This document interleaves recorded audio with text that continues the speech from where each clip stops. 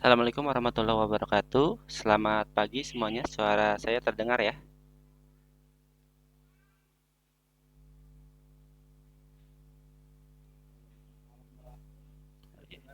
Dengar ya? Oke. Ini sudah berapa orang?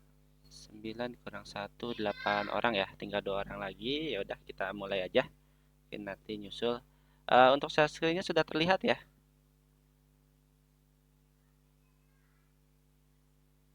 Sudah ya, ini saya sudah share screen. Oke, ini adalah pertemuan terakhir. Di pertemuan terakhir ini nanti kita akan mempelajari strategi untuk implementasi deployment aplikasi mobile learning. Jadi kita akan deploy ke Play Store ya. Jadi pertemuan sebelumnya kan kita sudah belajar untuk membuat akun Play Store-nya. Nanti kita akan lanjutkan kembali. Terus, oh ya, materi yang sebelum-sebelumnya itu sudah saya masukkan di website kuliahcoding.com. Jadi teman-teman bisa login atau kalau yang belum daftar bisa register. Sini tinggal login.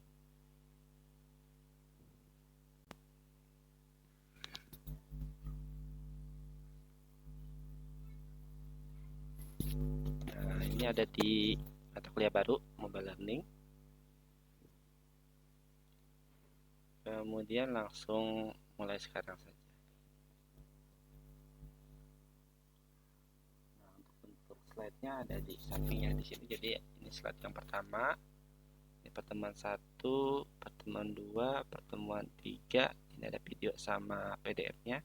Pertemuan 4, pertemuan 5 kemarin.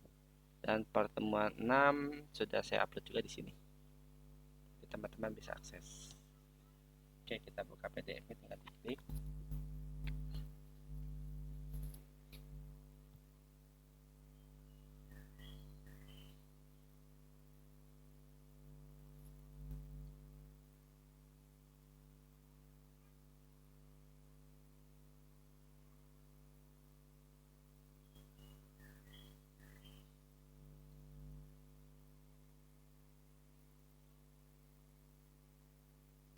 Bisa di zoom in atau zoom out, dan bisa di, kalau berikutnya klik ini aja tombolnya, bisa di full screen juga.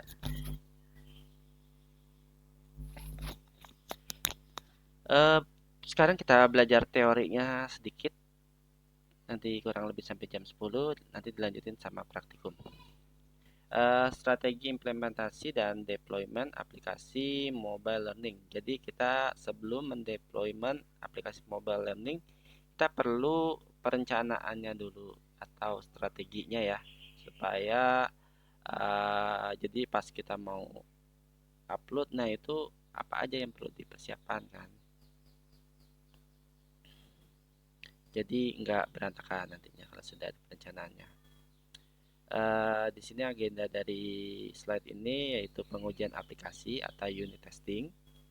Kemudian jadi sebelum aplikasi kita upload ke Play Store, jadi kita harus testing dulu nih aplikasinya ada yang error atau enggak. Terus kalau misalnya error nanti pasti di reject sama Google-nya ya. Terus unit testing ini bisa manual, bisa pakai program atau aplikasi. Nah, atau yang paling mudah mah manual sih. Jadi sebelum kita upload, kita testing dulu aplikasi itu berjalan dengan baik, sesuai dengan apa yang kita harapkan dan sesuai dengan misalnya alurnya seperti apa gitulah, harus sesuai. Kedua, kita tentukan optimasi performanya. Apakah ketika dijalankan aplikasinya itu memberatkan handphone, misalnya pas dijalanin handphonenya ngehang atau gimana gitu, itu harus kita tanggulangi. Yang ketiga nanti kita akan belajar deployment aplikasi, yaitu persiapan untuk proses deploy ke aplikasi Google Play ya, ke Play Store. Terus pemeliharaan. Jadi setelah kita upload ke Play Store itu aplikasi, kalau tidak ada pemeliharaan itu bisa jadi nanti akan di remove sama Google. Nih contohnya saya pernah dulu upload aplikasi, terus nggak diapa-apain lah, bisa setahun 2 tahun tiba-tiba di remove sendiri sama Google. Karena apa? Jadi karena si Android ini sendiri kan mungkin tiap tahun atau tiap 6 bulan sekali itu ada update, namanya misalnya Android 10, Android 11 gitu kan. Dari dulu Android A, B, C, D sampai Android apa tuh? Marshmallow, M, N, O, P. Sekarang udah nggak tahu nomor berapa. Android 10, 11, 12 ya angka sekarang. Nah, ini kita juga harus update aplikasinya. Aplikasinya itu harus diupdate. Karena kalau misalnya nggak diupdate, nanti si handphone baru ini nggak bisa install aplikasi yang kita buat gitu.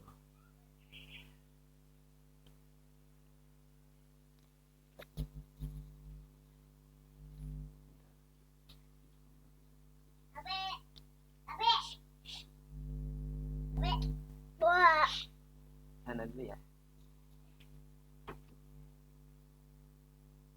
Yang sebelah sana.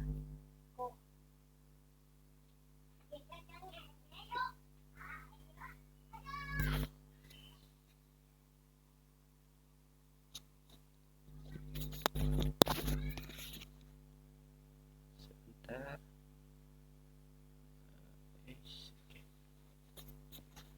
Kemudian pengujian aplikasi atau unit testing yang tadi kita bahas ya. Jadi apa itu unit testing? Unit testing itu merupakan metode pengujian yang berfokus pada komponen terkecil dari aplikasi, yaitu fungsi atau metode individu.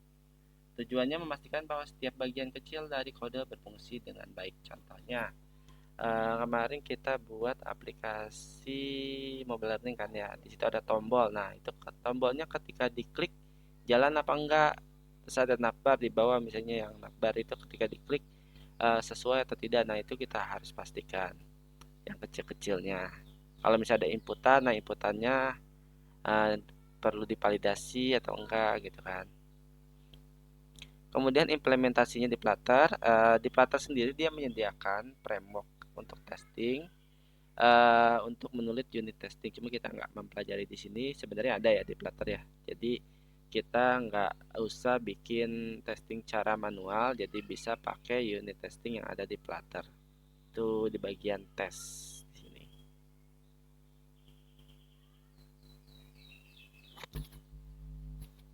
Kemudian pengujian aplikasi bisa juga dari segi widget testing. Kalau dari segi widget itu kan kemarin ada button, ada apa itu widget ya namanya. Terus sudah sesuai apa belum, terus ukuran dari aplikasinya, hurufnya apakah kegedean atau kekecilan, itu juga bisa di ini. Widget testing adalah proses pengujian komponen UI individual dalam aplikasi Flutter yang memungkinkan pengembang memverifikasi bahwa widget berperilaku dan terlihat seperti yang diharapkan.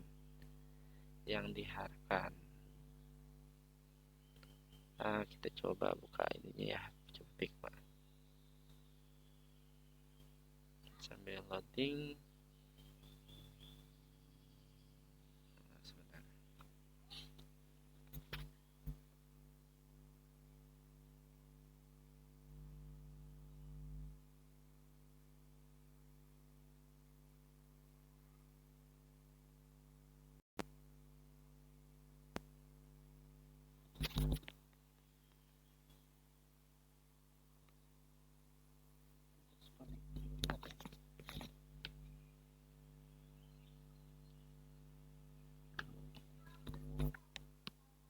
Contohnya dari sini aja.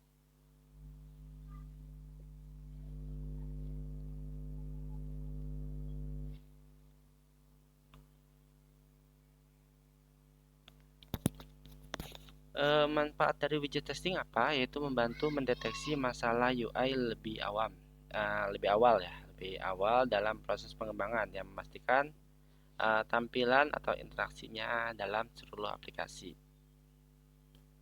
Di Flutter juga sudah ada framework testing untuk menulis skenario-nya ya.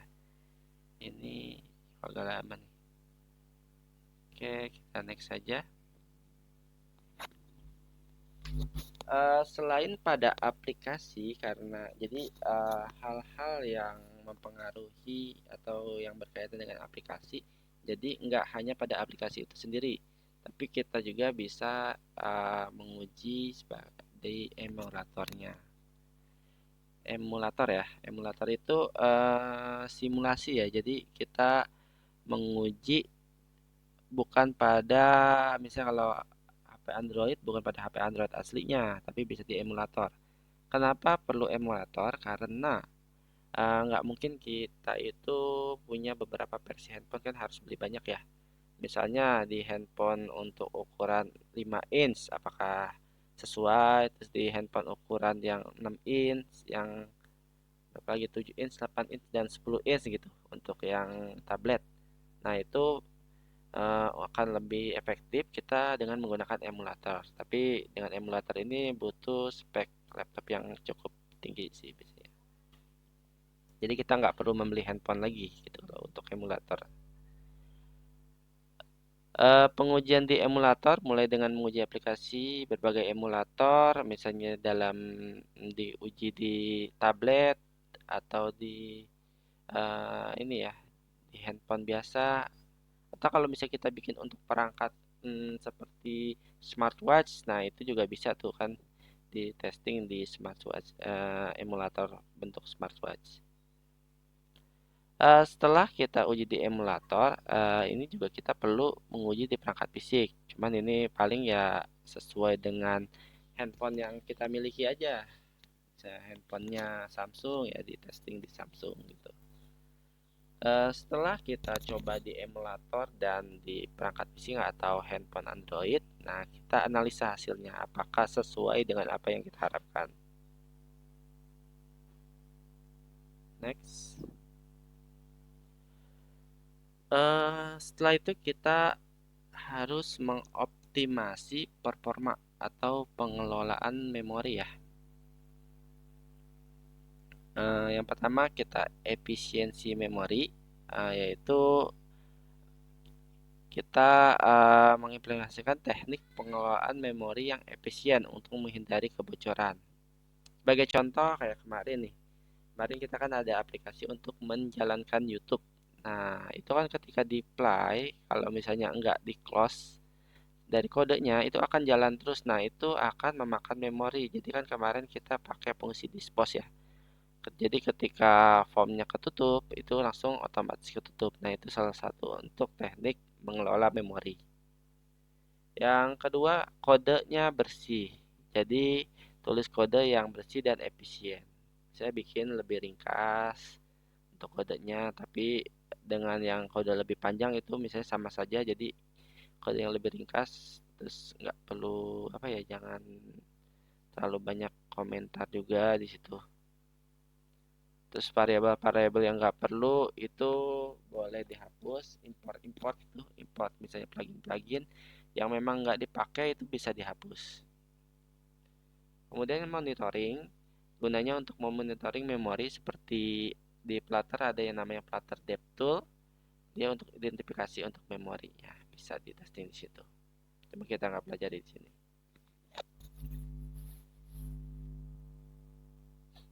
Kemudian untuk optimasi performa. Nah, di sini juga ada optimasinya dalam aplikasi Android ya. Salah satunya pengurangan ukuran aplikasi. Kalau kita lihat di Play Store itu kan untuk aplikasi itu beda-beda ya ukurannya. Ada yang kecil, misalnya cuma 5 mega, ada yang sampai 100 mega. Ada kalau game itu justru sampai gigaan kan.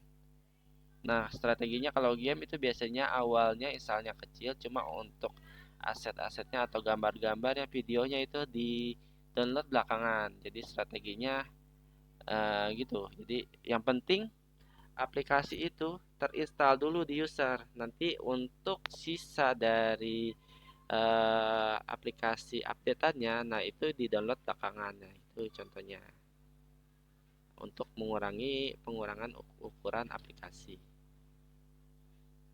Sebenarnya aplikasi semakin kecil itu semakin bagus ya. Jadi kita iniin apa ya? Misalnya kayak kemarin penggunaan aset atau gambar-gambar yang kita simpan di folder aset itu. Nah, itu kalau misalnya ukurannya terlalu besar, misalnya dalam satu gambar itu bisa sampai 50 mega, nah itu kurang efektif. Jadi kita bisa kecilkan dulu, mungkin pakai aplikasi pengecil gambar ya.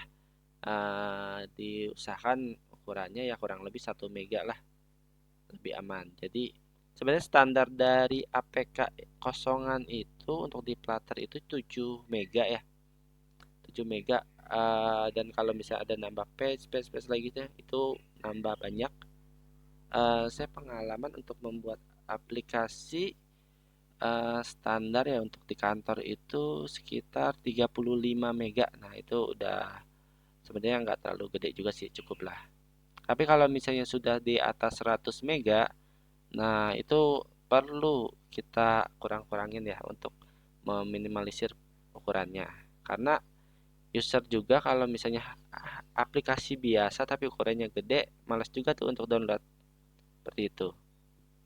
Ini cara optimasinya, yang pertama optimasi aset yang seperti tadi dijelaskan, yaitu untuk gambar-gambar pastikan yang sudah terkompres. Seperti kalau misalnya format gambar, pilih yang sudah terkompres. Misalnya PNG, jangan gambar-gambar yang JPEG, biasanya ukurannya agak lebih besar, atau BMP, itu jangan. Kemudian kode splitting. Nah, itu seperti yang kemarin kita jelaskan. Jadi kita bikin widget-widgetnya terpisah. Misalnya untuk button kita bikin widget terpisah. Seperti ini yang kemarin kita buat. Mana lip widget. Nah, ini my button. Ini namanya kode splitting. My card, my header. Karena ini akan dipakai seperti header ini akan dipakai di setiap page kan. Kalau misalnya kita bikin kode seperti ini 97 baris, di 10 page aja udah berapa kode. Nah, itu. Ini untuk meminimalisir atau memperkecil ukuran aplikasi menggunakan kode splitting. Kemudian minifikasi kode, gunakan teknik minifikasi kode untuk mengurangi ukuran file JavaScript dan Dart. Ini termasuk menghapus spasi dan komentar. Nah, spasi-spasi itu perlu dihilangkan. Seperti yang di sini nih. Nah, ini kalau misalnya ada kayak gini hijau, nggak perlu, dihapus saja. Ini juga, tapi kalau misalnya perlu, nggak apa-apa. Di sini ada, nah ini nih, close dialog gini. Komen-komen ini nambah size aplikasi juga, cuma nggak terlalu besar sebenarnya. Tapi kalau dikumpulin dalam satu aplikasi lumayan, misalnya bisa nambah sekitar beberapa kilobyte atau 1 megabyte gitu. Tapi cara ngitungnya kurang lebih ya gitulah. Selanjutnya analisis dependensi. Periksa optimasi dependensi pihak ketiga dan hapus paket yang tidak digunakan. Dependensi itu yang di sini ya, di pubspec.yaml. Nah, ini namanya dependensi atau pihak ketiga. Kemarin kita menggunakan PDF, GetX, YouTube, sama Flutter. Nah, kalau misalnya aplikasi kita nggak butuh untuk menampilkan PDF, nah ini dihapus aja. Jadi akan mengurangi ukuran aplikasinya.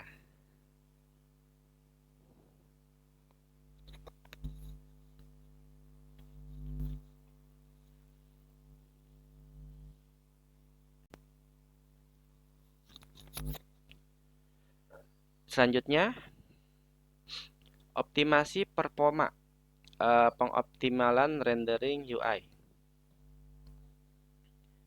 Jadi kita bisa mengoptimasi yang sebelumnya kita kan optimasi dalam bidang performa juga, yaitu dari ukurannya. Sekarang kita untuk rendering UI-nya atau user interface-nya. Yang pertama bisa efisiensi widget. Gunakan widget yang efisien. Hindari rebuild yang tidak perlu. Manfaatkan cons constructor untuk widget statis dan implementasi teknik seperti memoization untuk mengurangi perhitungan berulang. Contohnya kemarin kita di sini kan sering banget tuh untuk di widget ya. Sini. Di page-nya aja deh. Post detail, main home. Nah, setiap ada ini pasti ditambahin konstanta, konstanta, konstanta. Jadi kalau misalnya untuk widget, ini kan widget nih, sizebox itu widget, terus expanded itu widget.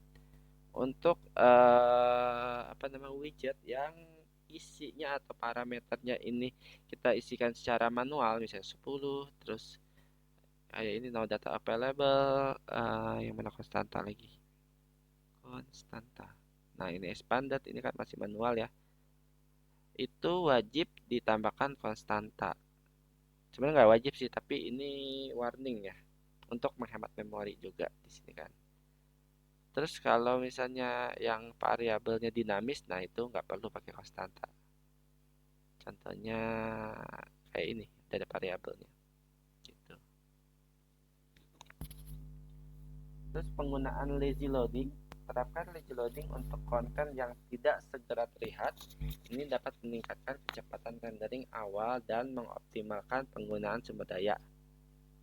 Ini berlaku untuk aplikasi client server ya, misalnya aplikasinya itu memunculkan list ya, list. Mana tadi? Contoh di sini. Nah, ini kan list nih, list data. Misalnya kalau datanya ada ribuan, nah nggak nyampe 1000 juga, misalnya 100 gitu kan. Ini kan pasti loading dulu. Jadi ini kita pakai bisa pakai lazy loading, muncul 10 10 di scroll ke 10 lagi, atau bisa juga sebelumnya itu ditambahkan sirkularnya atau loading ya. Kalau di sini kita pakai apa nih? Di kurs list contohnya di sini.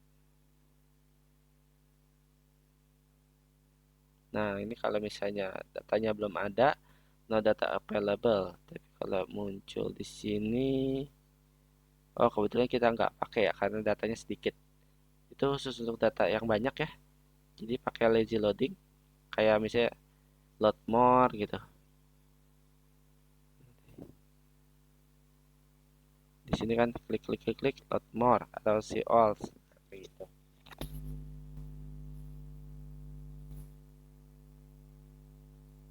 Dan optimasi animasi, gunakan animasi yang efisien yang hindari animasi yang kompleks yang dapat memperlambat UI.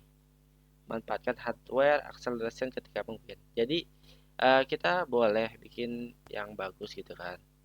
Tapi di sini kita harus misalnya ada animasi-animasi.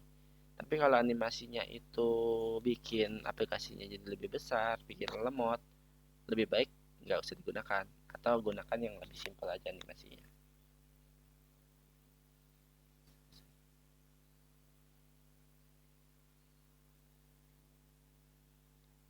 Next. Di Flutter ada namanya Flutter DevTool, itu fungsi dari atau aplikasi dari Flutter itu sendiri. Fungsinya untuk monitoring performa. Di situ bisa beberapa yang digunakan, yaitu CPU profiler. Fungsinya untuk mengidentifikasi metode yang memerlukan waktu atau kinerja CPU. Jadi untuk analisis analisis nanti bentuknya itu kayak chart gitulah pokoknya. CPU-nya tinggi rendah kayak gitu, mirip kayak task manager lah, mirip-mirip gitu. Task manager kayak gimana? Ini ada CPU, ada memori, mirip kayak gini, proses performa, nanti kelihatan mana yang tinggi. Kemudian nah kayak gini, CPU, memori. Memory profiler itu untuk penggunaan pemantauan memori, untuk identifikasi kebocoran memori menggunakan memory profiler. Untuk alokasi objek dan get configuration, pokoknya untuk memori lah. Kemudian ada widget inspector, yaitu menganalisis struktur widget dan mengoptimalkan hierarki widget ketika di rebuild. Nah itu dicek tiap-tiap widgetnya. Nah terkadang suka sering error itu misalnya adalah widget widget yang bisa di scroll. Nah ini kalau di scroll terus ada dua yang di scroll, nah itu kadang suka error nih.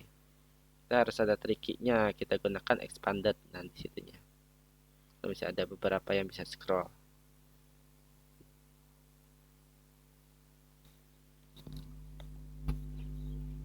persiapan untuk deployment. Tadi kan kita sudah tahu cara unit testing ya. Terus cara kira-kira aplikasi yang baik itu seperti apa untuk teorinya. Untuk persiapan deploymentnya itu pertama kita harus build liris atau membuat suatu file yang bisa nanti diupload ke Play Store. Build liris ya. Build liris aplikasi ini ada dua versi, bisa berextension APK atau AAB. Zaman dulu sih APK, cuma kalau sekarang agak kurang disarankan untuk APK karena APK itu untuk ukuran size-nya gede, jadi disarankan untuk yang Android bundle atau extension AAB. Terus konfigurasi PubSpec YAML ini untuk mengecek updatean, terus di testing, sudah kan di testing tadi, dan bikin dokumentasinya.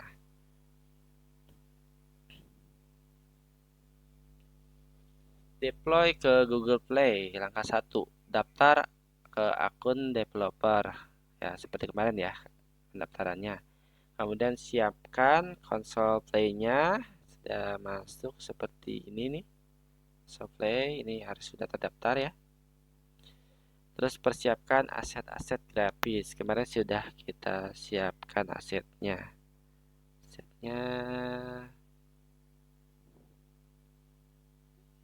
di pertemuan berapa ya?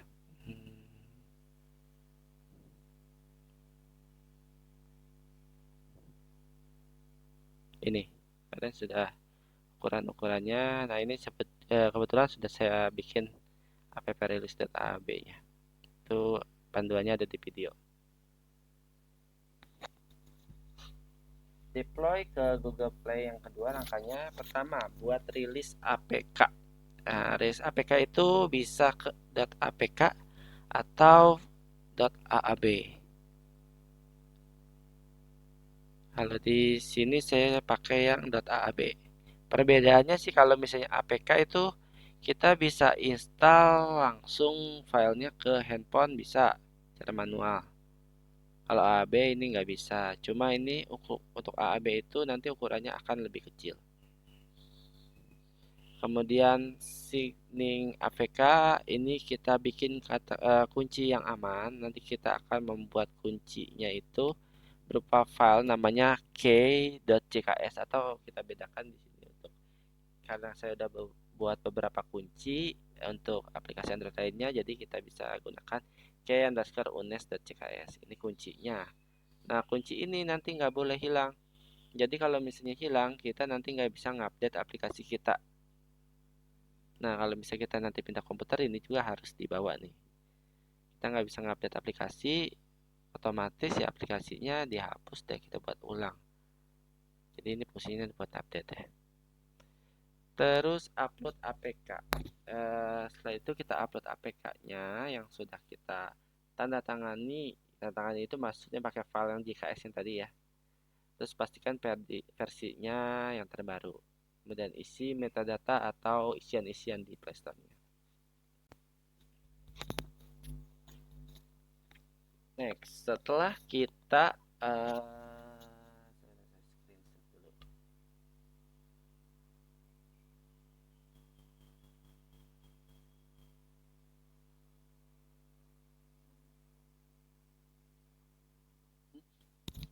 delapan orang pada kemana nih? 1, 2, 3, 4, 5, 6, 7. Yang 2. Oke, next. Pemeliharaan aplikasi atau mengelola feedback pengguna. Jadi setelah aplikasi kita sudah diupload dan setelah upload sebenarnya ada proses kita menunggu approval dari Google, apakah nanti di approve atau di reject atau perlu direvisi. Nah gitu. Jadi ada 3 pilihan, di reject. Kalau di reject nggak bisa diapa-apain lagi, kita harus bikin baru lagi. Terus kalau direvisi, kita perlu revisi, biasanya ada pesannya nanti di email. Tambahkan ini gitu, atau kurang ini di menu ini ada error gitu. Perlu direvisi.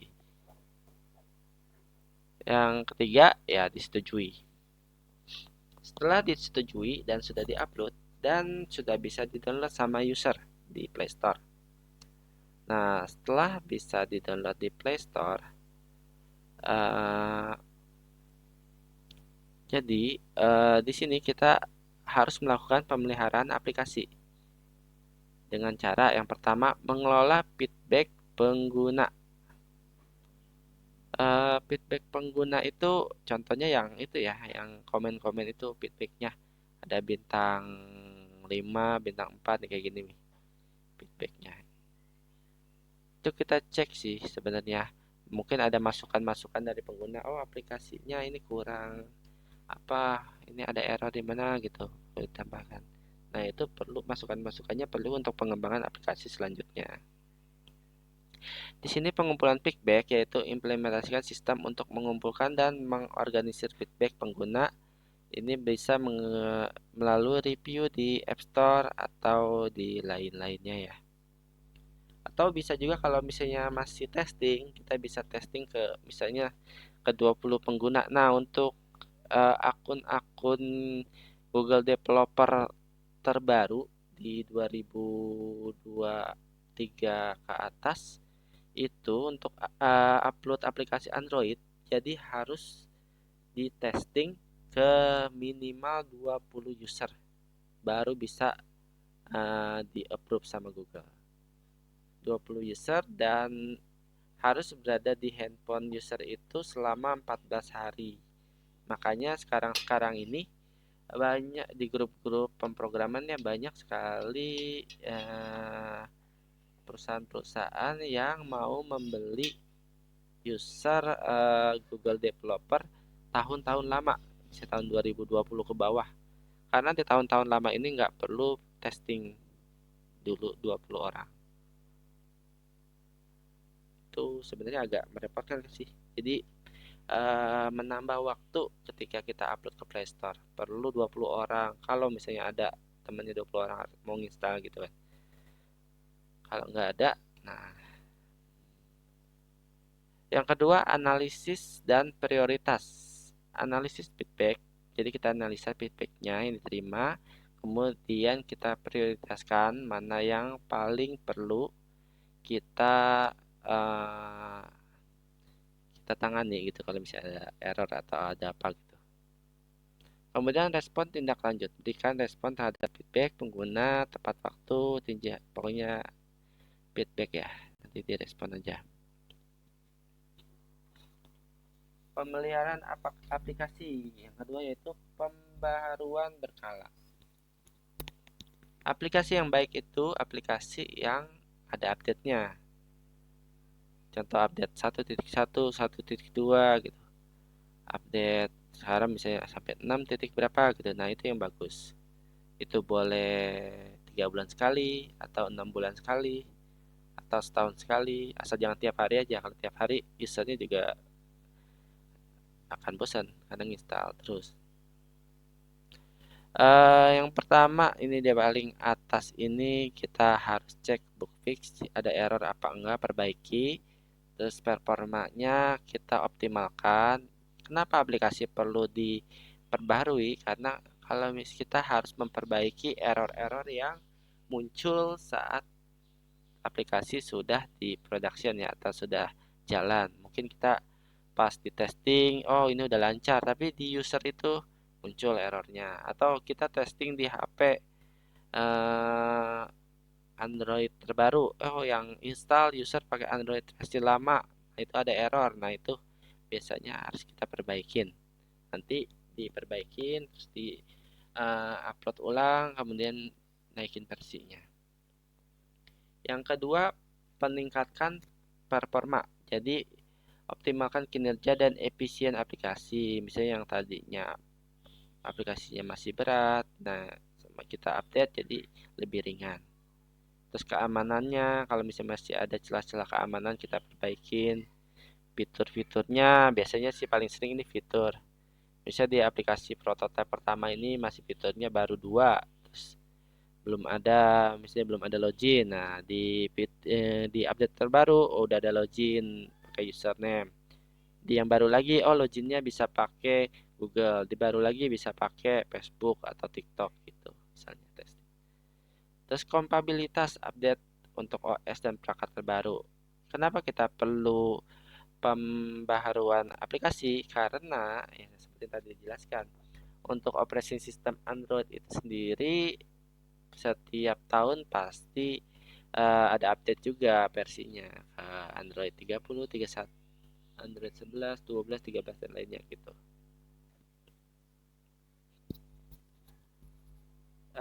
Keamanan data pengguna atau autentikasi. Jadi untuk autentikasinya itu untuk aplikasi-aplikasi yang restriktif atau misalnya nggak boleh dilihat sama orang lain ya, yang perlu autentikasi atau login ya. Login. Nah, ini perlu autentikasi yang kuat. Misalnya kalau untuk login kayak login Google atau apa, biasanya gunakan OAuth 2.0. Kalau untuk backendnya kita pakai JavaScript, JWT ya, JSON Web Token. Dan untuk enkripsinya juga bisa pakai salt atau hash untuk passwordnya. Jadi disimpan di database itu nggak langsung misalnya database misalnya 1 2 3 4 5 6 passwordnya kelihatan, tapi sudah di enkripsi menggunakan hash atau salt. Yang kedua, aplikasi kita juga bisa dikembangkan dengan menggunakan biometrik. Jadi kita misalnya untuk approval atau untuk login pakai sidik jari jika handphonenya mendukung ada sidik jarinya. Tapi kalau tidak, nah itu tinggal dibikin aja. Kalau tidak, berarti nanti munculin pesan, oh handphone ini belum mendukung biometrik gitu. Yang ketiga, menggunakan multi-factor authentication, yaitu jadi dua kali authentication ya, yang menggunakan multi-factor. Contohnya menggunakan Google Authenticator. Jadi ketika kita sudah login menggunakan username atau password, kemudian login, kemudian minta token lagi melalui aplikasi Google Authenticator. Next. Perlindungan data pribadi dan kebijakan privasi. Nah, ketika kita upload di Play Store ini biasanya kita disuruh membuatkan halaman URL privasi. Ini saya sendiri kemarin sudah buat di narkop.com, UNES, kurang lebih simpelnya kayak gini. Satu page aja. Nah, ini kebijakan privasi.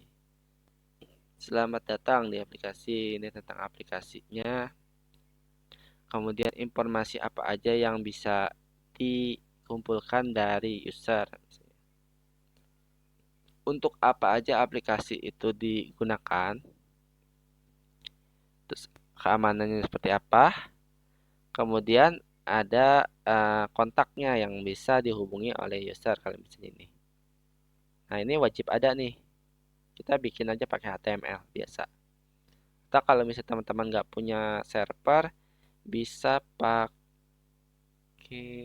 Notion. Notion juga bisa. Notion.io, Notion.so. Nanti bikin di sini, dipublish, nanti jadi URL. Atau bisa juga bikin pakai WordPress atau Blogspot ya, kalau nggak punya server. Next. Jadi fungsi kebijakan privasi ini ya transparansi, akses kontrol, persetujuan pengguna, dan update berkala nanti. Optimasi SEO untuk App Store. Ini App Store ya, harusnya Play Store. Oh ya. Riset kata kunci. Jadi kita misalnya untuk menamakan aplikasi kita itu misalnya namanya UNES. Nah, itu kan UNES agak jarang ya. Ketika ketik UNES di Play Store pasti ketemu gitu.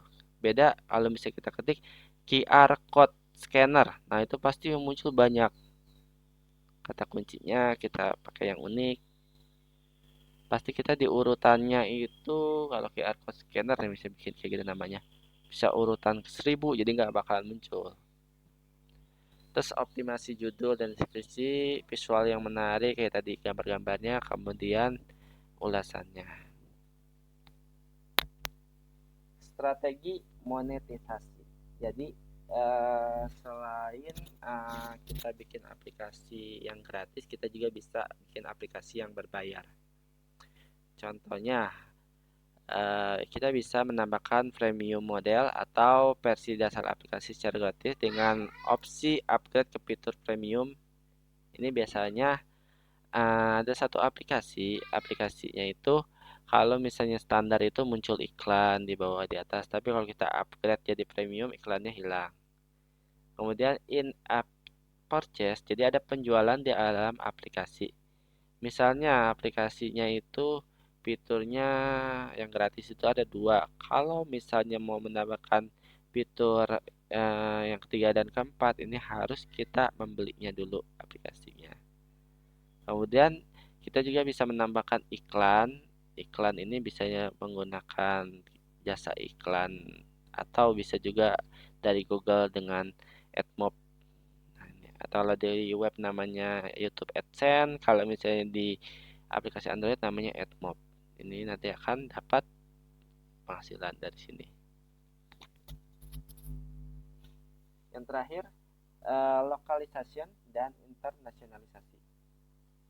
Jadi aplikasi yang baik ini bisa localization, jadi dinamis ya, tergantung dari handphonenya. Misalnya handphonenya ini bahasa Indonesia, nah aplikasi kita juga otomatis berubah menjadi bahasa Indonesia. Terus kalau misalnya handphonenya bahasa Cina atau Jepang, nah itu otomatis berubah pakai bahasa Jepang, itu lokalisasi. Langsung diterjemahkan otomatis. Atau bisa kita ada menu khusus untuk mengganti bahasanya. Nah, ini perlu diterapkan sih untuk aplikasi yang bagus. Oke, untuk teorinya seperti ini. Sampai sini ada yang ditanyakan dari teman-teman sekalian?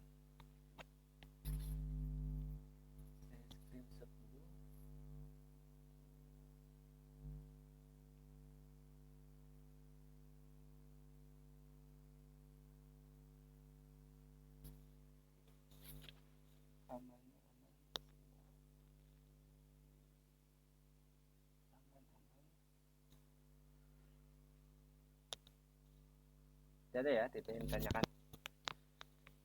Oke, selanjutnya kita masuk ke praktikum.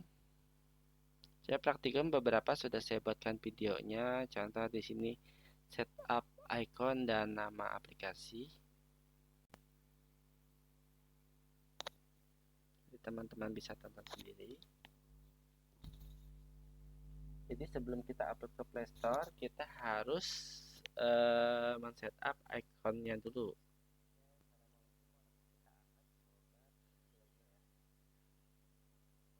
Nih, teman-teman bikin ikonnya dulu di Photopea atau di Photoshop.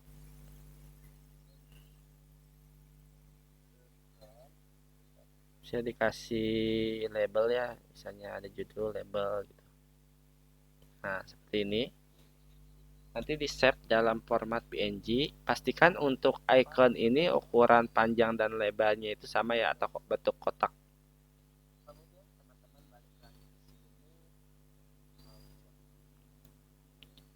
Nah, extensionnya yang digunakan untuk icon ini namanya Flutter Launcher Icon. Atau kita langsung di sini ya. Oh ya, untuk upload ke Play Store di sini saya belum karena ada pembuatan file signature.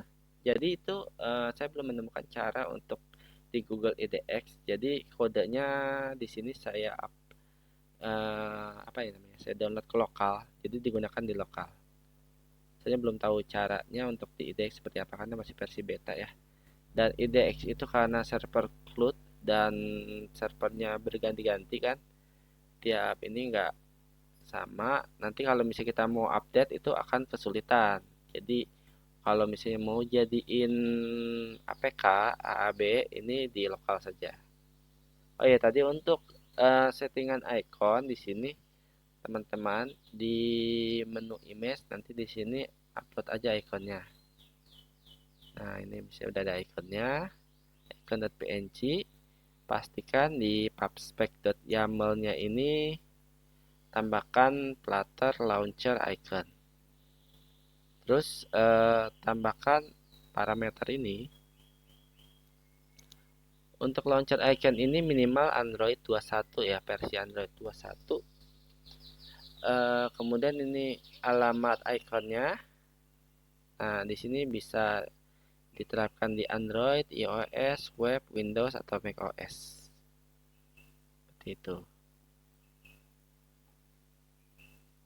Kita jalankan lagi videonya.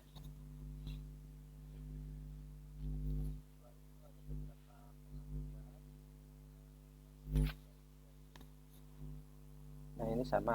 Ini untuk ininya ya. Dan next saja, nanti teman-teman tata sendiri. Nah, nanti di sini ya tambahkan parameter. Mana ini ya? Nah, ini Flutter Launcher Icon.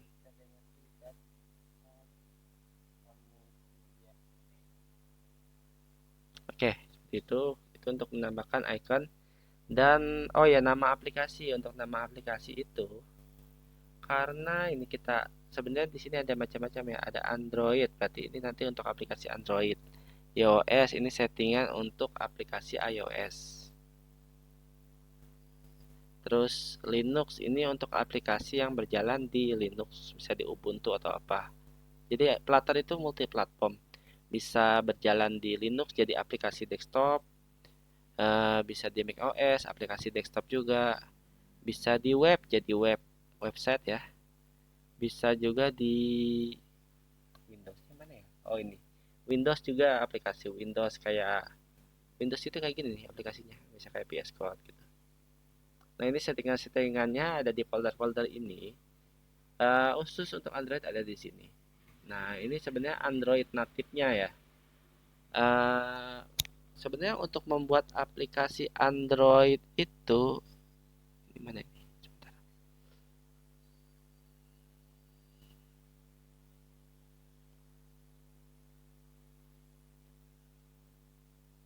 Hmm, Mana itunya?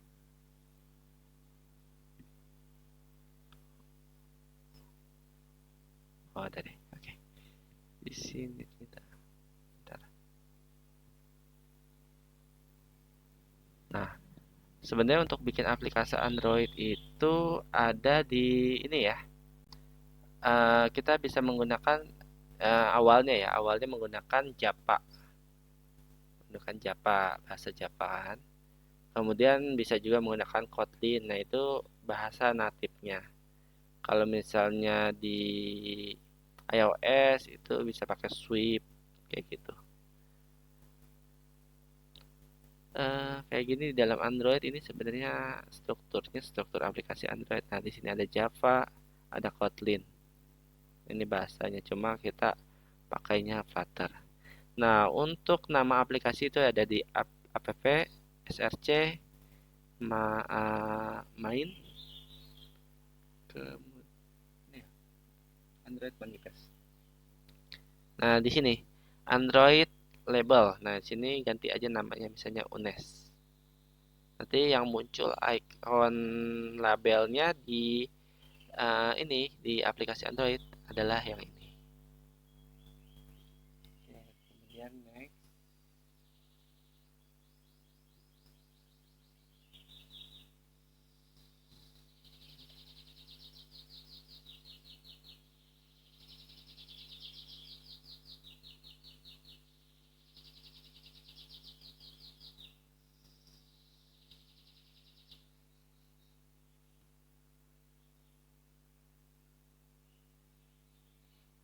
Selanjutnya kita bisa testing aplikasi.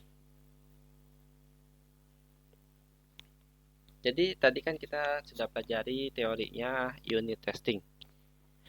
Testing aplikasi. Nah, ini testing aplikasinya secara manual.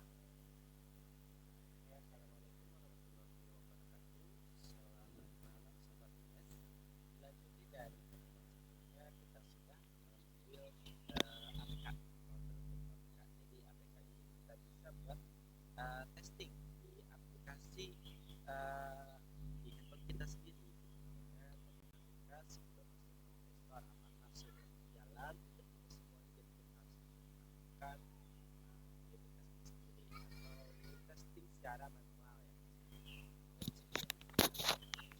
Nah, untuk testing secara manual nanti teman-teman itu bisa pakai aplikasi oh ini kalau aplikasi screen copy ini fungsinya itu untuk menampilkan layar handphone ke komputer. Ini aja sih. Nanti bentuknya kayak gini. Ini apa handphone asli ya. Kita bisa nampilkan di sini.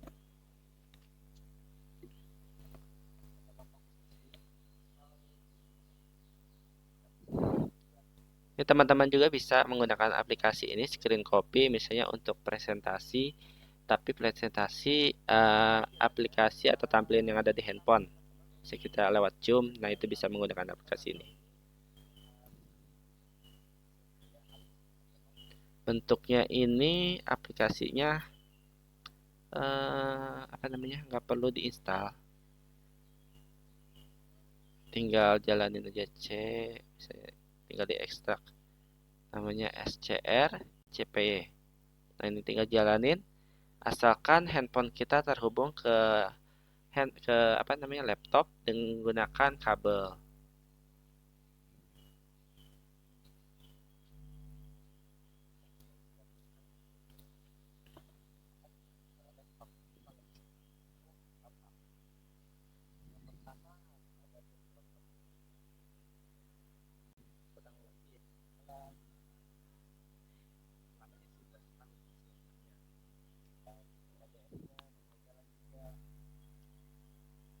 Nah ini kalau mau testingnya di lokal, teman-teman ketikkan Flutter build APK.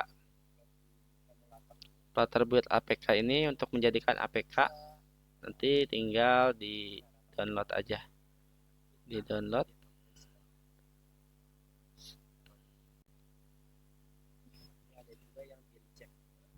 Ini udah next.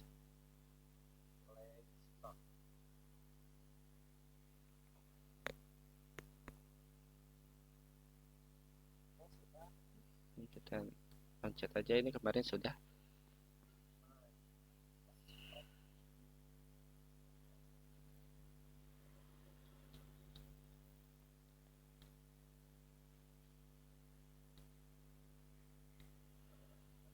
Nah ini APK-nya saya kirim lewat WhatsApp untuk diinstal di handphone.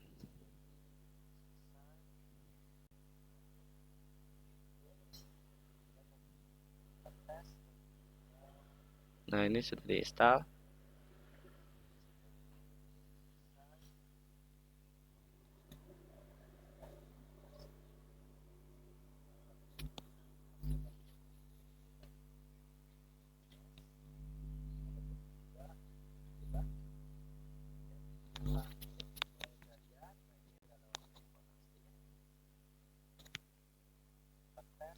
Nah ini aplikasinya sudah terinstall di handphone, tapi tidak melalui Play Store. Dari file .apk.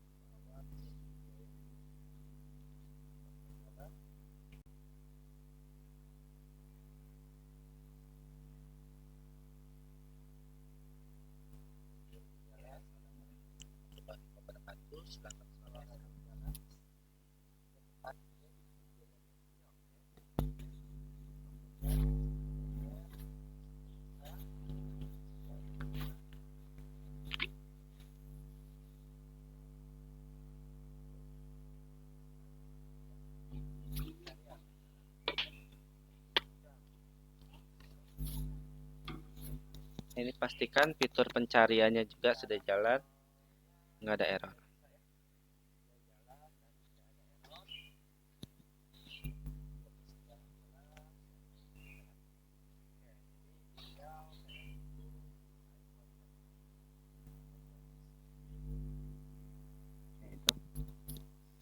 Selanjutnya kalau sudah jalan, ini karena file CKS-nya itu file JKS-nya itu harus di Windows. Jadi kita kalau mau upload ke Play Store, kita coba jalaninnya di Windows pakai VS Code sih sebenarnya. Di sini teman-teman nanti yang penting mah udah bisa sampai jalan APK sih, nggak masalah di situ. Kalau untuk ini biasanya, nah ini contoh untuk dari GitHub, kita download ke APK, ke lokal, jalanin dengan VS Code.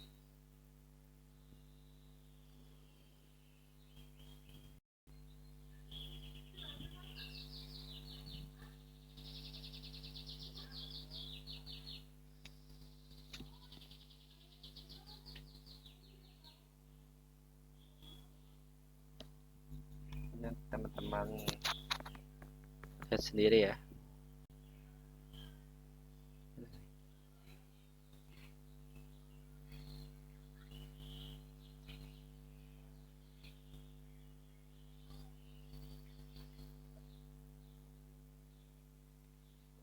Kemudian kita perlu membuat video presentasi. Video presentasi untuk nanti di Play Store-nya ya. Ini opsional sih, nggak wajib, tapi lebih baik ada. Ini contoh video aplikasinya yang dibuat menggunakan YouTube.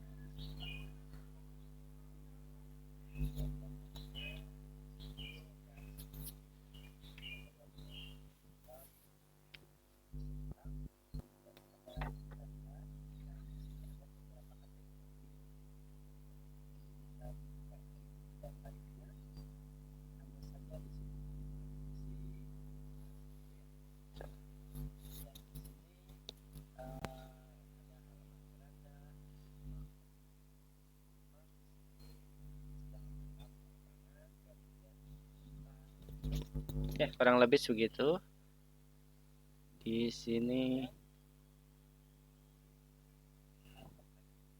oke, cara pembuatan aplikasinya ini sudah di YouTube sudah saya upload.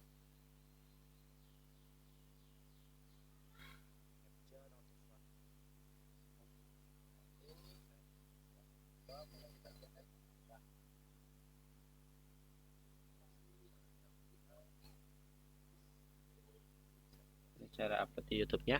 Mungkin teman-teman sudah terbiasa ya.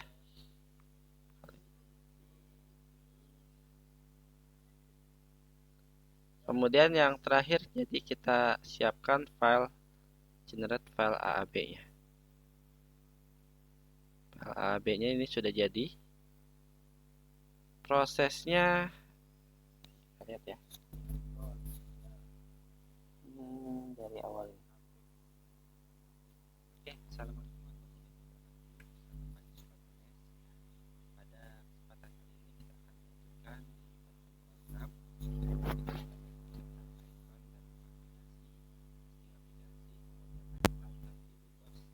program dan kita sudah membuat video presentasi dan upload video presentasi. Jadi sekarang kita akan membuat ini ya. Kita buka dulu.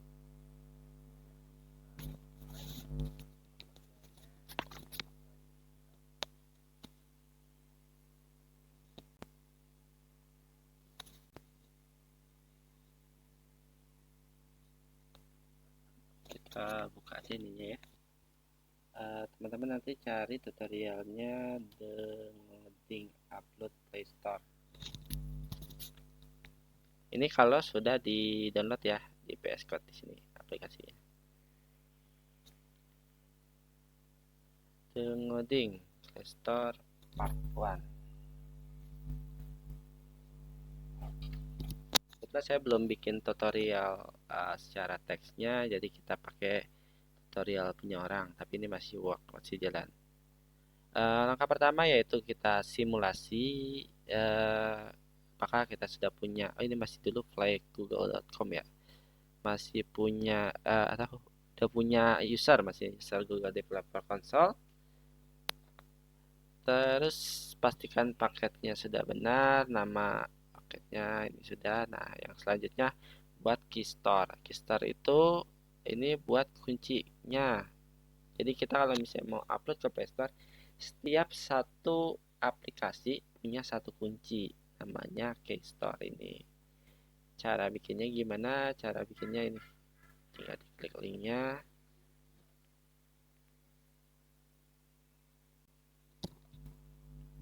Cara bikinnya ada dua cara di sini.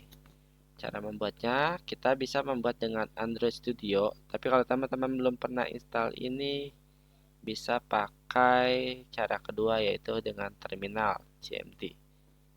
Di sini ada yang ini untuk Mac dan ini untuk Windows. Kalau Linux nggak ada sih sini caranya. Makanya kalau di IDX itu kan pakai Linux, jadi saya belum nemuin caranya, jadi kita pakai di lokal dulu ya. Di sini kita lihat dulu, di sini kan ada Keystools, Genkey, Keystore, jadi ada URL-nya CKS alias K. Nah, ini nanti disimpan di mana? Kita disimpan di user aja, username. Coba kita buka foldernya ya. Di C username yang aktifnya apa? Misalnya user 1 di sini.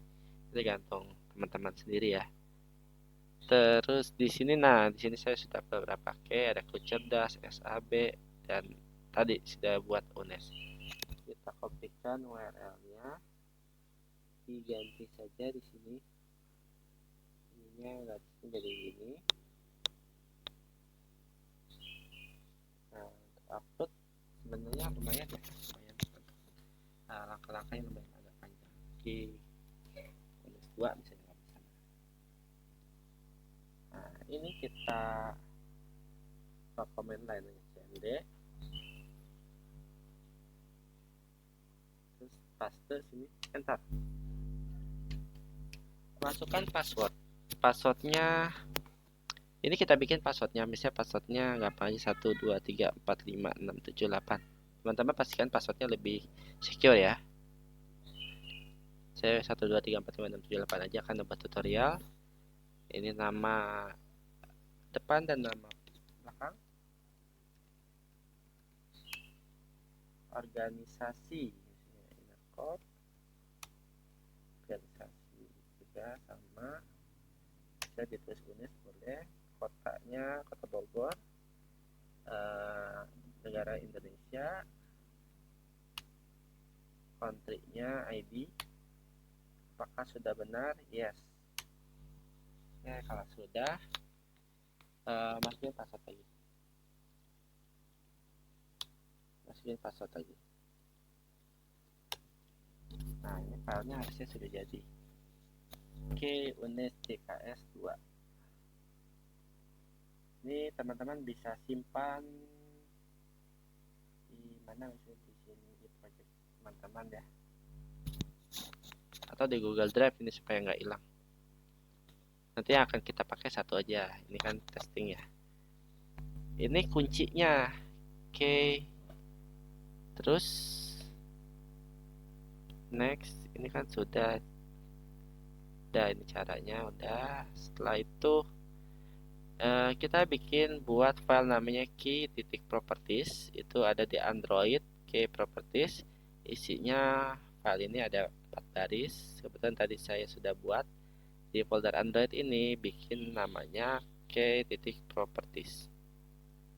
Nah, ini passwordnya dari kunci tadi, saya 1 2 3 4 5 6 7 8 alias k. Nah, ini URL tempat menyimpan file CKS-nya. Gitu. Selanjutnya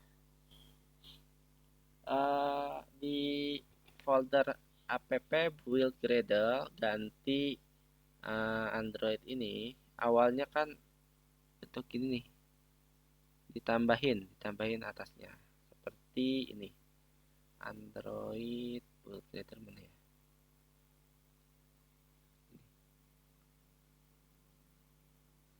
Nah, tambahin ini fungsinya. Tadi kan kita bikin file namanya key properties, ini agar bisa dibaca sama si aplikasi kita.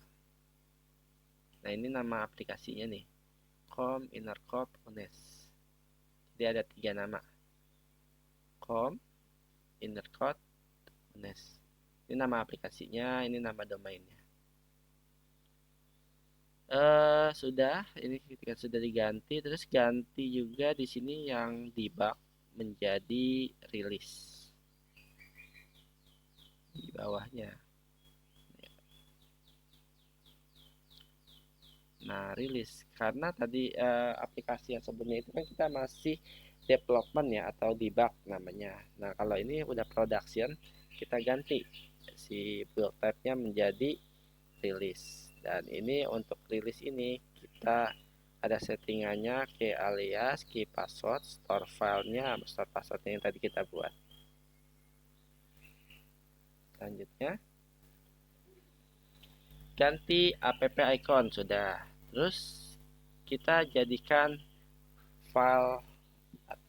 filenya dengan perintah flutter clean. Ini untuk membersihkan codingan-codingan, dibersihin dulu, kemudian bisa build apk release, ini jadi apk, atau build apk debug, ini buat testing, dan yang benar ini build app bundle.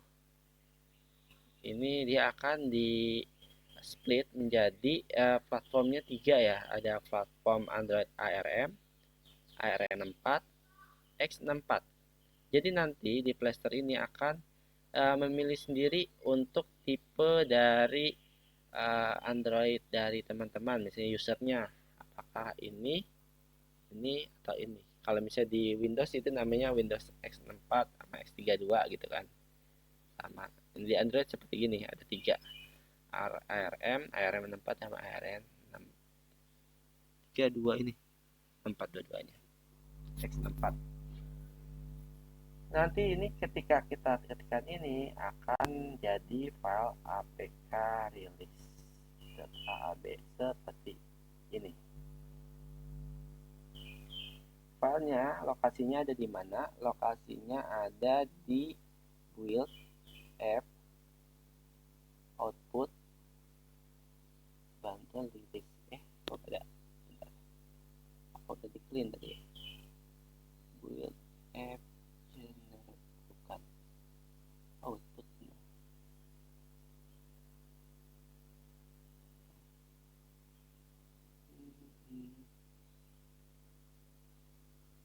App output bundle release. Oh iya, saya cut lupa bilang. Itu tadi filenya ada, cuma saya cut ke sini. Oke, ini jadi ini nanti diupload ke Play Store. Selanjutnya ya, yang di video ini tadi hasilnya terakhir jadi file AAB. Nah, ini. Oke, ini videonya sudah selesai. Selanjutnya kita langsung ke ini ya, teman-teman. Kalau yang sudah punya usernya, buka Google Play Console, atau kita ulangin lagi di sini, Google Play Developer.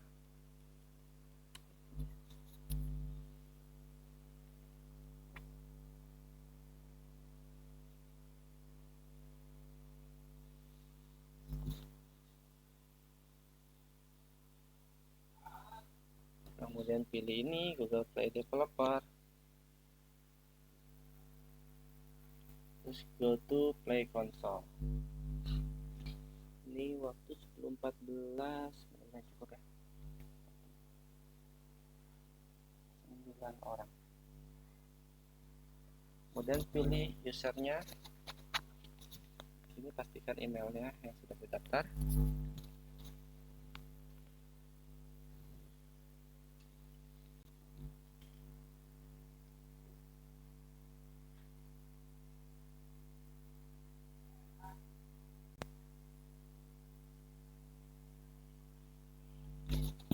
ini sudah. Kita buat ulang saja untuk aplikasinya. Loading.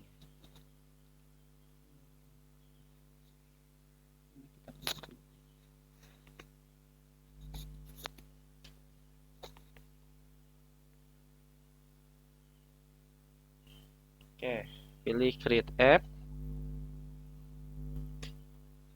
Kemudian namanya e-learning UNES. Supaya gampang di pencarian nanti kan. Kalau kita ketikkan e-learning UNES itu muncul. Bahasanya Indonesia karena menu-menunya itu bahasa Indonesia. Kalau bahasa Inggris bahasa Inggris. Bentuknya app gratis. Kalau yang berbayar nanti pilihannya apa bedanya? Sama aja. Muncul. Kemudian developer program polisinya, ini undang-undangnya kita setujui buat aplikasi.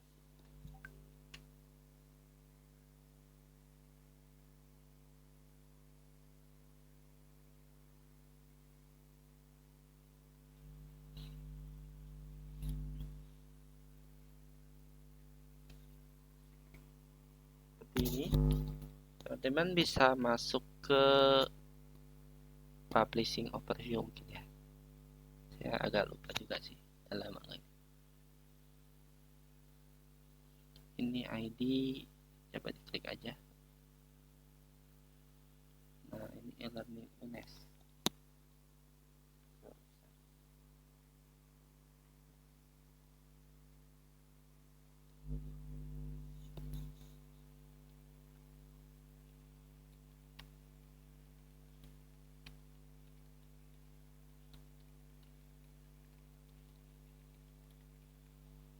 Untuk full description bisa ngambil dari sini aja lah.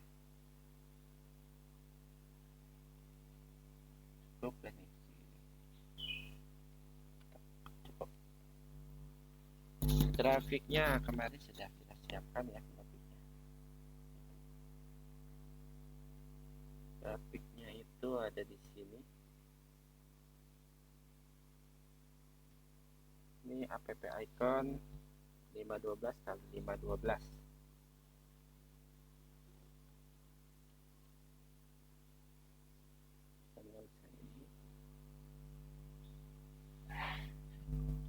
Fitur grafiknya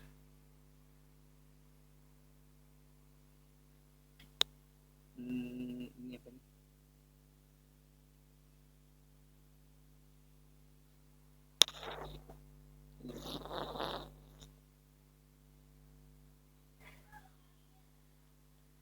Kemudian videonya itu kita buka YouTube.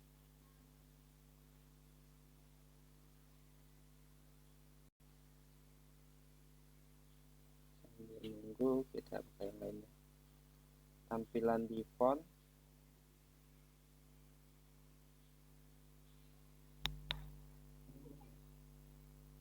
A1, A2, 1, 2.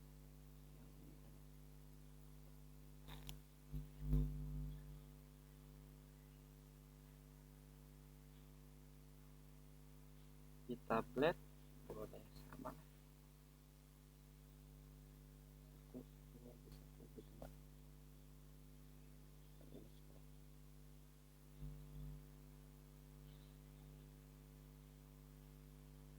YouTube-nya teman-teman kemarin kan sudah upload.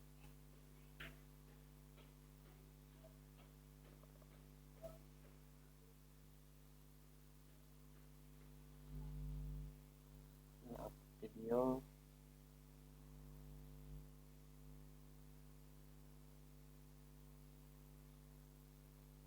Sambil nunggu lagi kita ke bawah. Login mungkin nggak perlu, Chromebook juga nggak perlu. Ini tapi wajib. Oh wajib login. Chromebook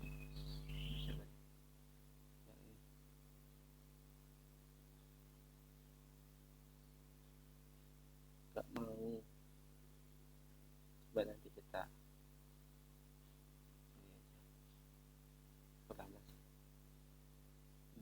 saja. Kita mau ngambil yang ini, tinggal klik ini, get variable link, klik, kopikan di sini. Ini apakah sudah bisa di set?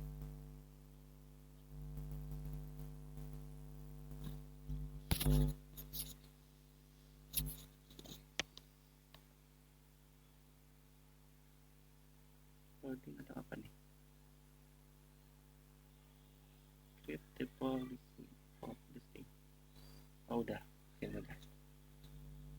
Kemudian ke publishing overview lagi. Kalau sini lagi balik. Ya kesimpan ya. Oke. Test and release. Oh, karena bentuknya gini, agak beda. Release overview. Release overview di bawah ada clear enggak?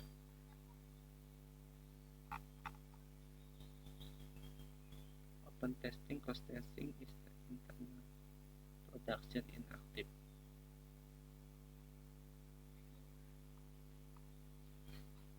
Production agak beda ini.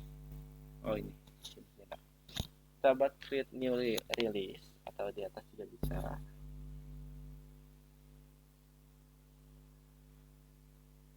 Kemudian choose in case.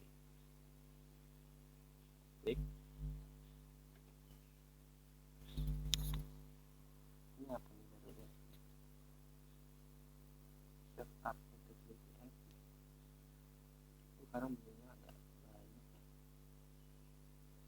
Ini nggak perlu. Dulu nggak ada benar ini. Oke, upload. Upload file AAB-nya.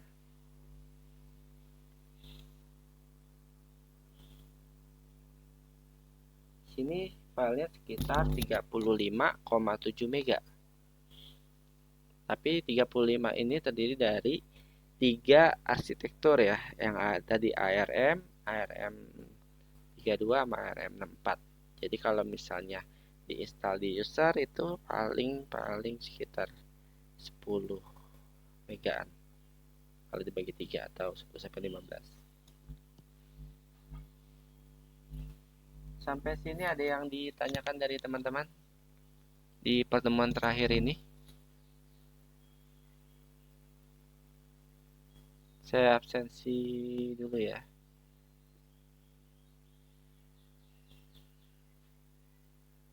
Absensi pertemuan 6 yang ada di video. Ibnu Rizky hadir, Fauzan Ansari hadir, Gabriela hadir, Terlinda. Ini Terlinda tidak ada ya?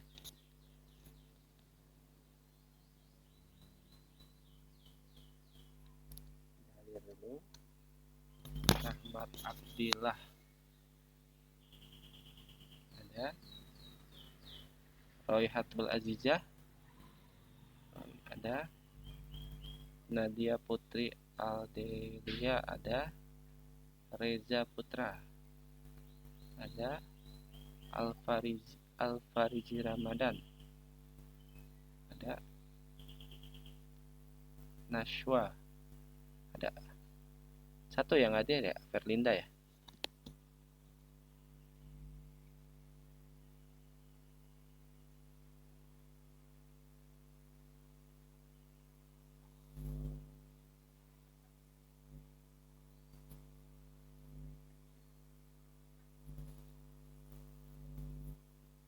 Tinggal sedikit lagi. Kadang kalau lagi upload gini mungkin juga ada error kalau misalnya versinya sudah ada. Nah itu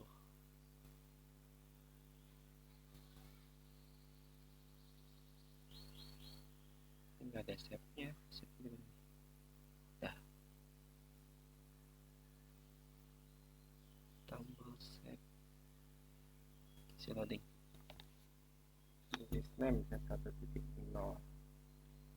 ini bisa diisi versi 1.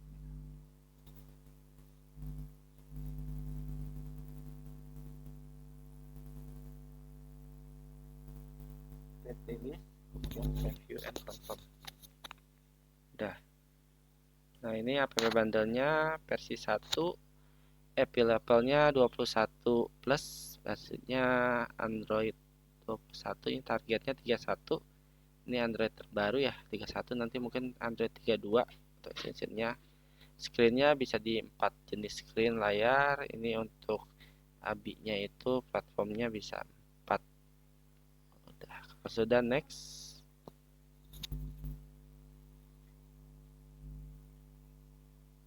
Nah, sini masih ada yang error. Kita harus cek nih. Nah, ini size-nya jadi 11 ya. Jadi tadi kan 30. Kalau misalnya di kompres jadi 11 mega yang terinstall. Kita lihat dulu yang error. Your app cannot be published, complete, and listing the dashboard. Nah, di dashboard pasti ada yang error nanti karena belum ada. Terus satu lagi, for version code your app currently API level 31. Oh, sekarang udah 34 ternyata. Nah, ini kita harus cek 34, berarti di sini kita harus ubah nih di bagian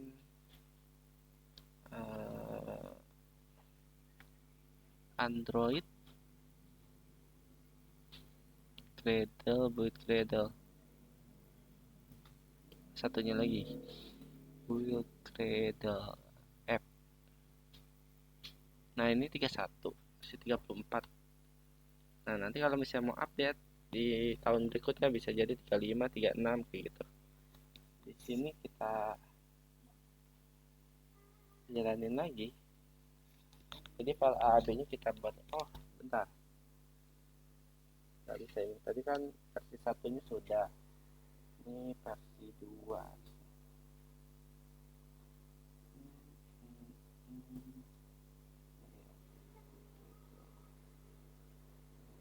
Versi lokal. Lokal.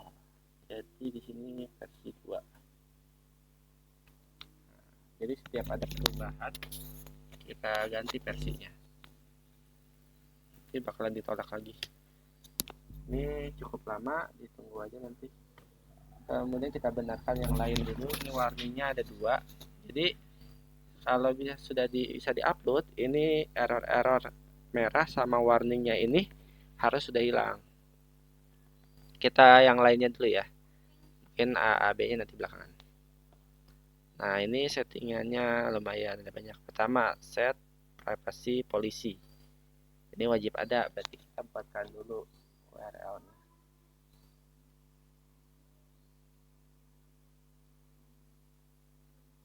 Save. Oke, kalau jadi save bisa cek lagi. Iya, keluar sebentar. Masuk lagi.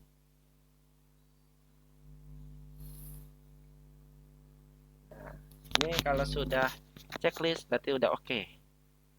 Kita masih ada 2, baru selesai 2 dari 12, berarti ada 10 lagi. App Access. App Access ini apakah ini membutuhkan username atau password ataukah apa gitu kan. Di sini all function if my app available without any access. Berarti kalau kita kan nggak ada login, berarti pilihnya ini. Kalau ada login pilihnya bawah. Di save lagi. Ya, udah di save, balik ke dashboard. Udah oke. Terus iklan. Apakah aplikasi kita berisi iklan? Katanya. Kalau ada pilih yes, kalau tidak ada no aja.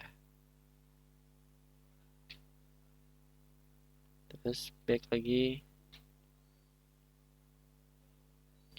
Content rating. Jadi rating ini ada jenis-jenisnya, cuman saya nggak terlalu mengerti, nanti teman-teman pelajari sendiri. Ini ratingnya itu nanti bisa dikirim ke email. Terus kategorinya kita kategori game, apa sosial atau aplikasi. Pilihnya aplikasi aja. Terus setuju. Nah ini boleh dibaca dulu ya. Ini untuk term ratingnya. Next. Does content any rating relevant? Pokoknya diartiin dulu. Jawab aja no. User content testing.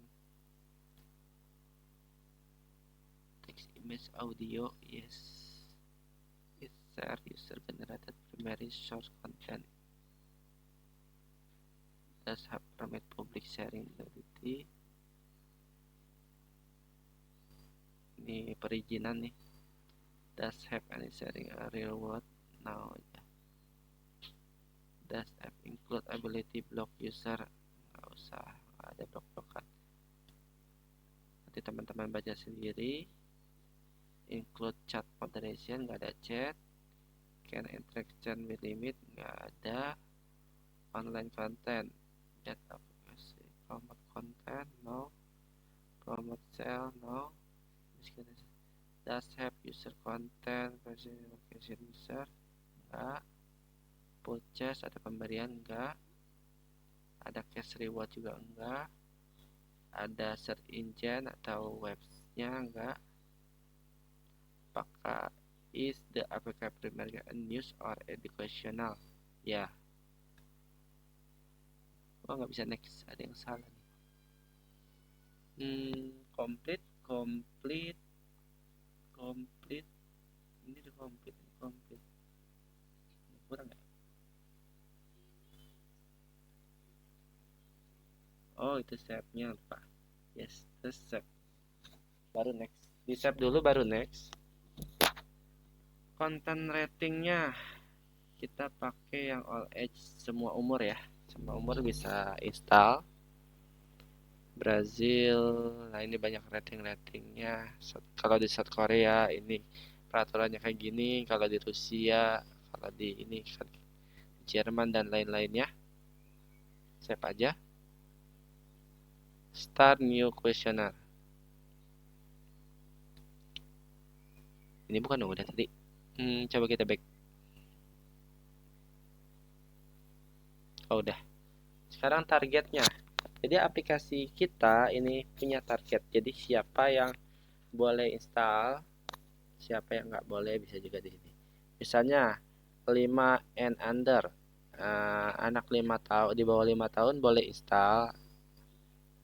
Tergantung sih ini aplikasi apa. Atau khusus 68, 912 ini aja yang bisa install, 5 ke bawah enggak. Atau semua umur boleh. Checklist aja semuanya.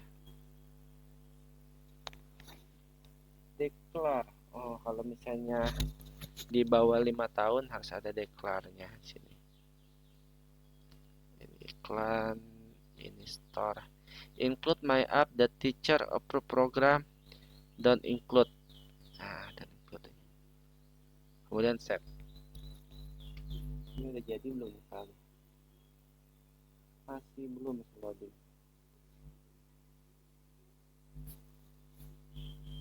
Back lagi. News app. Apakah ini aplikasi berita? Bukan. Jadi kalau misalnya aplikasi berita, misalnya kita ngambil berita dari Kompas, dari Detik, nah itu perlu ada privasi polisinya. Jadi kita nggak bisa ngambil dari website orang, kadang gitu. Harus punya perjanjiannya atau kerjasamanya.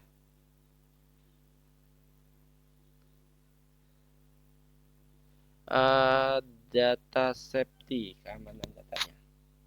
Banyak juga isiannya lumayan. Di sini next lagi. Require data tidak. Apa ini? You are required for follow family because nggak usah lah. No, next lagi. Set. Oh, udah.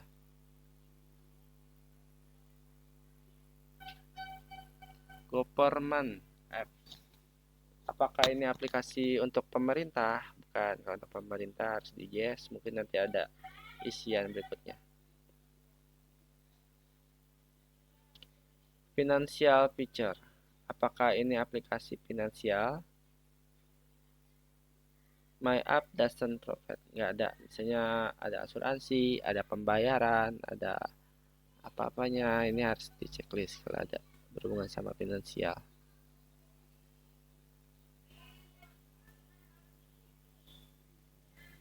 Terus kesehatan. Apakah aplikasi ini berhubungan dengan aplikasi kesehatan? Kalau tidak, jawab ini aja. Baiknya mana nih? Oh, ini.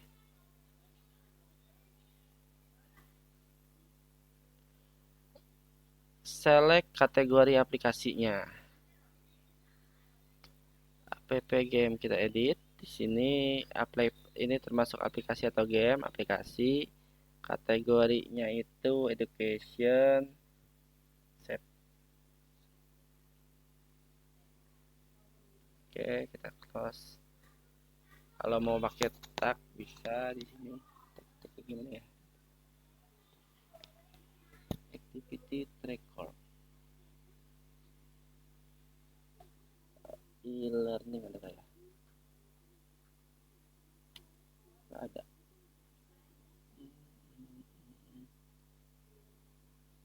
Otak, yotak.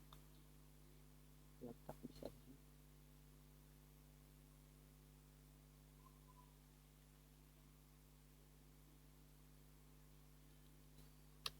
Oh, nggak bisa.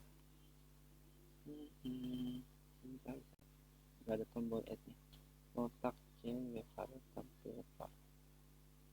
Atau kita bisa cari di sini aja lah.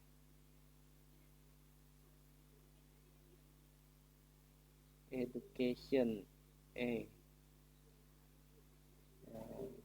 tulis aja letak yang ada aja.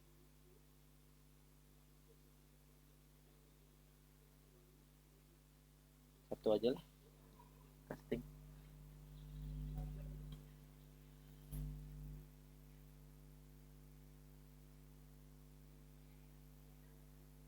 Start listing. Ini kontaknya.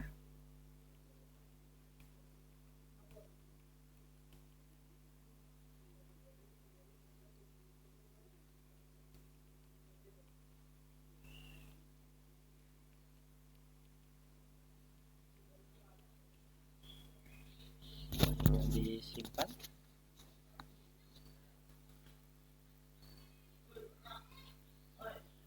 External marketing.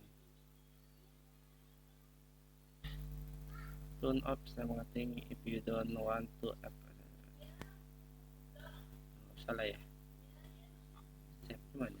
Nggak ada save di sini. Backnya nggak ada backnya. Oh, kalau nggak ada ya udah balik lagi ke publishing overview. Ini sudah semua managing publishing, turn on managing publishing. Oke, kita dashboard. Kita ke dashboard. E-learning UNES. Ceng. Nah, ini 1 dari 4 komplit. Tadi sudah yang 12 pertanyaan itu sudah kita jawab. Sekarang tinggal 1 dari 4 komplit. Pastiin ininya sudah jadi nih. Kita lihat di build. Nah, build ya. Build. Ya benar, build app output app release AAB. Reveal in export. Nah, filenya langsung kita tarik aja.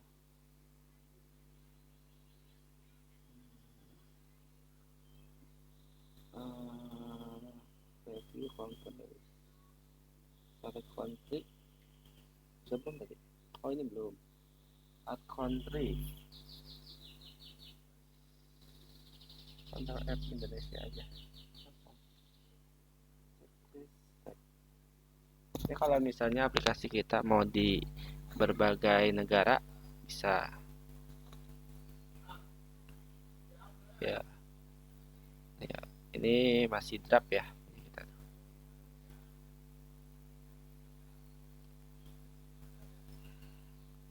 tester nggak perlu ini create new release lagi. Create new release, create new release. Tadi kan kita ada rilis versi 1 ya, karena versi 2-nya harus kita rilis.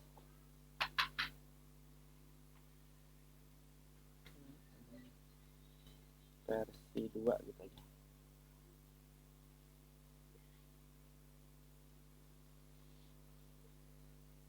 Kita tarik filenya ke sini.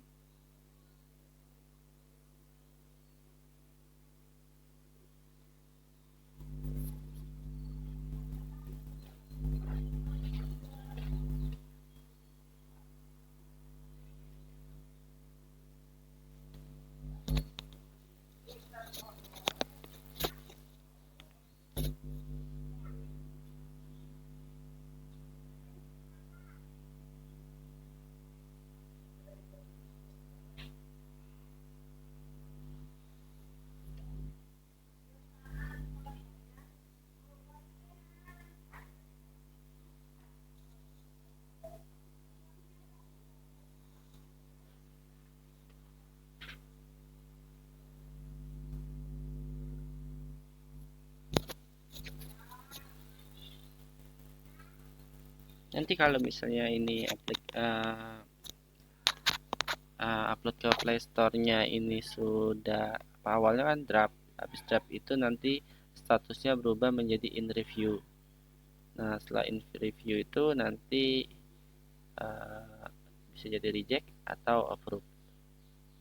Kurang lebih 3 sampai 2 minggu. Ada yang sebulan justru. Saya waktu rata-rata sih sekitar seminggu kurang sih. 3 sampai 7 hari.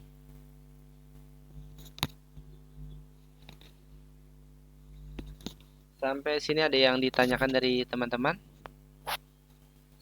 Ini pertemuan terakhir ya, 6 ya. Mungkin nanti sama Pak dosennya masih ada pertemuan lagi ya? Gimana, Mas Ibnu? Masih ada ya? Ada UAS-nya juga. Kemarin UTS ada ya? Ini kan pelajaran tuh setelah UTS kan kemarin ya.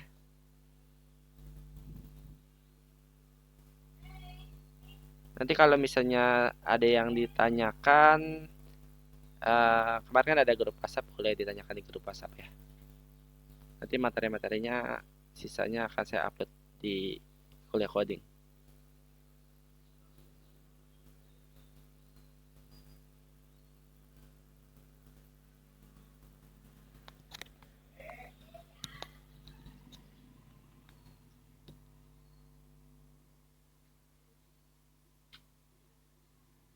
Ini sudah ke-upload, sedang loading.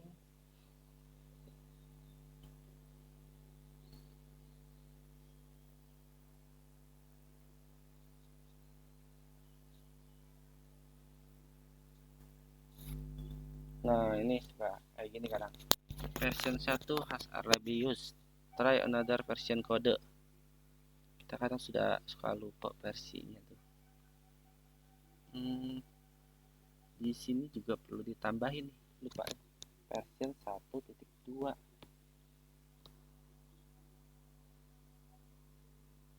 Nah, kalau kayak gitu sama jangan lupa Flutter clean. Settingannya kadang masih ke bawah. Terus di sini otomatis, oh ya versi 1 udah.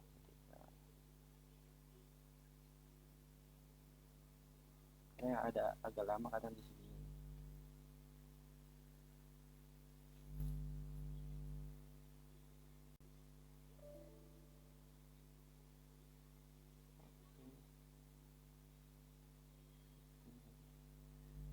Nah, ini kurang lagi.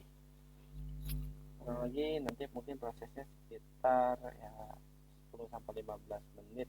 Ini kita skip aja ya.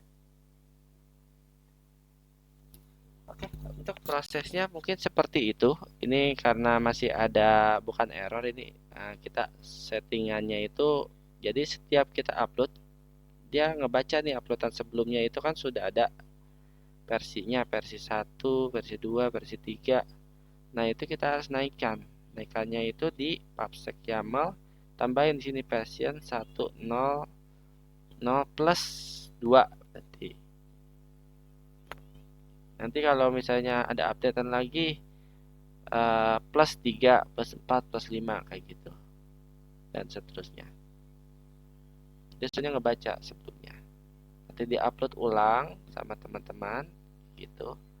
Kalau sudah di-upload, next nanti tinggal menunggu statusnya berubah menjadi publish. Di sini kan masih preview release overview ya. Masih inaktif. Inaktif itu nanti menjadi aktif kayak gitu. Ya, sampai sini aja nih untuk pertemuan kali ini ya dan terakhir.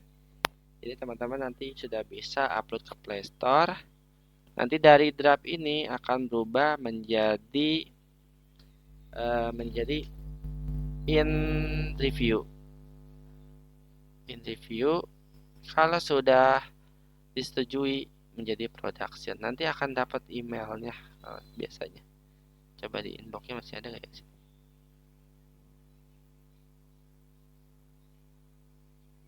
Review change.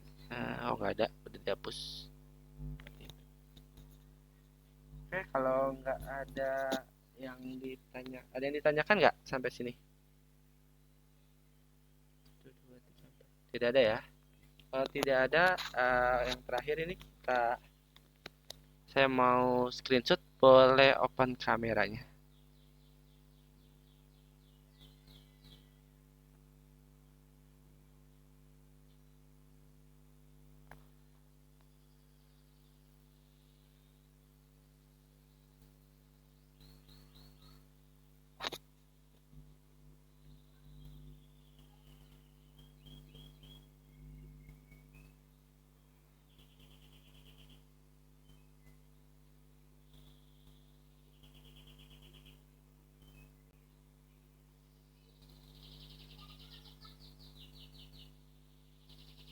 Oke, 1, 2, 3.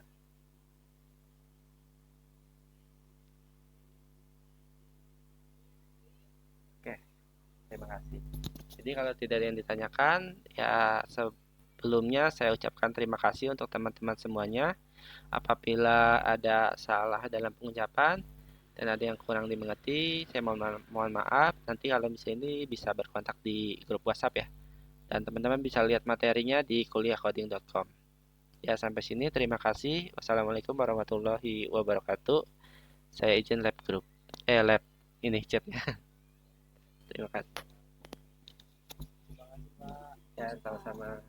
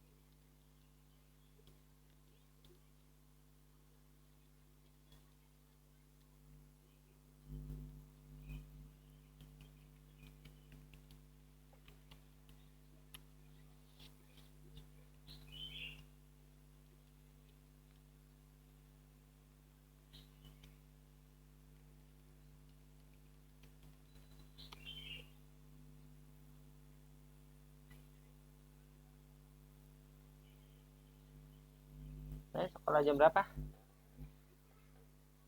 Suruh bawa itu, dikasih tahu belum? Gunting, lem, alat mewarnai. Jangan lupa. Bareng sama Abi. Jumat. Jam 12 ya? Jangan jam 12 atau setengah 12? Iya, tapi lama. Mau sholat.